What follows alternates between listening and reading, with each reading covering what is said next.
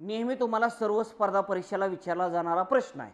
मग तुम्हाला प्रश्न काय आहे, एका मुद्रांकाने संख्येतील प्रत्येक अंकाला 1 याप्रमाणे पुस्तकावर 1 पासून क्रमांक देताना एकूण 432 खिळे वापरले तर त्या पुस्तकाला एकूण पाने किती आहेत. आपल्याला प्रथम काय करायचं, 1 ते 100 पर्यंत एकूण तुम्हाला 192 खिळे जुळवावं लागतात. ती 192 खिळे कसं असतात, 1 अंकी संख्या किती आहे त्या 9 आहे त्या, 2 अंकी संख्या किती आहे त्या 90 आहे त्या, 3 अंकी संख्या किती आहे त्या 1 अंकी 9 म्हणून तुम्हाला गुणुले 1, 2 अंकी तुम्हाला 90 म्हणून गुणुले 2 आणि 3 अंकी 1 म्हणून गुणिले तुम्हाला 3.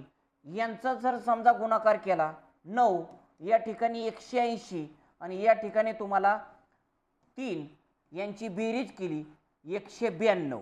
म्हणून 1 ते 100 पर्यंत आपल्याला खिळे जुळवावं लागतात 192 आणि हाच आकडा तुम्हाला पाठ ठेवायचा. म्हणजे 432 मधून 192 तुम्हाला मायनस करा, याला तुम्हाला 100 पानं घेईल.